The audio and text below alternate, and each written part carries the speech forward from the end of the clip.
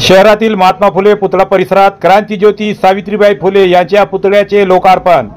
परभणी शहरातील जिल्हा परिषदेच्या नवीन इमारतीजवळील चौकात असलेल्या महात्मा ज्योतिबा फुले यांच्या पुतळ्या शेजारी क्रांतिज्योती सावित्रीबाई फुले यांच्या 11 फूट उंच पूर्णाकृती पुतळ्याचा लोकार्पण सोहळा मंत्री अतुल सावे, पालकमंत्री मेघनाताई बोर्डीकर, ओबीसी नेते छगन भुजबळ यांच्या प्रमुख उपस्थितीत रविवार दिनांक 9 मार्च रोजी दुपारी 2 वाजता संपन्न झाला।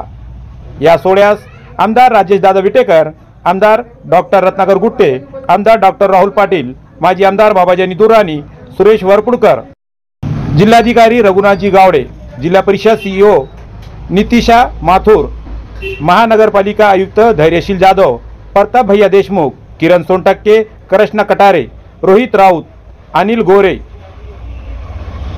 अंगद सोगे आदीसह नागरिकांची मोठ्या संख्येने उपस्थिती होती। अशी आपल्याला विनंती करतो आणि आता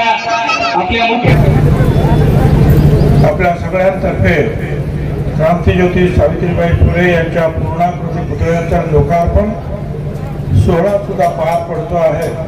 ही अतिशय महत्त्वाची गोष्ट आहे आणि यासाठी त्याने पुतळ्यापासून सगळ्या अनेक गोष्टींमध्ये मदत केली।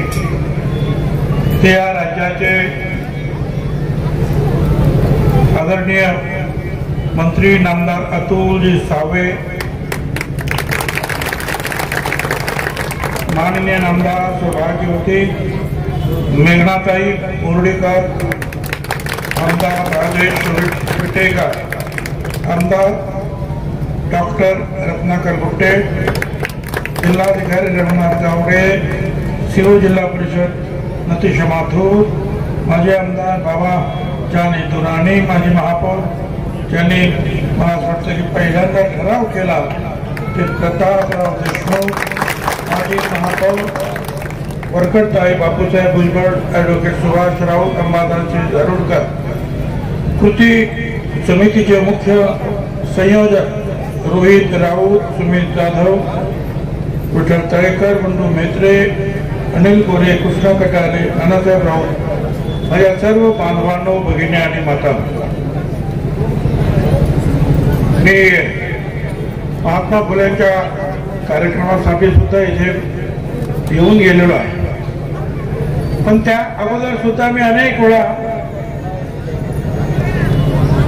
परभणीत आलेलो आहे।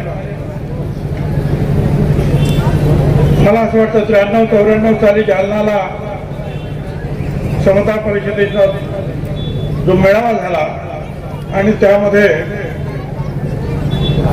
प्रधानमंत्री VP सिंग साहेबांनी जो मंडल आयोग स्वीकार केला त्याची अंमलबजावणी करा अशी मागणी करण्यासाठी आम्ही जालन्याच्या कडक उन्हामध्ये जवळजवळ 1 लाख लोक जमले होते। आपल्यातले अनेक लोक तिथे होते।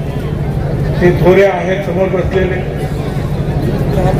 उगले म्हणून आहेत, चक्रधरचे आजारी आहेत, अनेक नाव सगळ्यांचे घेत। मी मंत्री होतो, हाऊसिंग मिनिस्टर,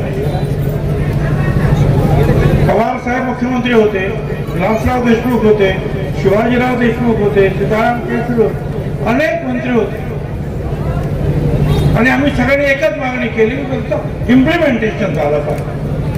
हे जे आहे भटक्या मुक्तांपासून जे आहे ह्या एवढ्या सगळ्या जाती आहेत त्या सगळ्यांना आरक्षण देण्याचं काम त्या मंडल आयोगाने सांगितलेलं आहे, त्याची पूर्तता करा आणि पवार साहेबांनी सांगितलं 1 महिन्याच्या आत ते करीन आणि त्यांनी ते केलं। आणि त्यानंतर इकडे सुद्धा मेळावे झाले, वेगवेगळ्या ठिकाणी मेळावे।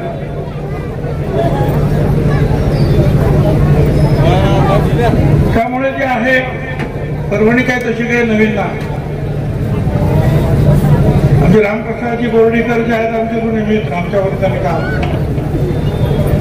मला आनंद, त्यांची कन्या आज नामदार। सावित्रीबाई फुले, महात्मा ज्योतिबा फुलांचं स्वप्न हेच होतं, पुरुषांबरोबर स्त्रियांना सुद्धा सारखे हक्क प्राप्त झाले पाहिजे।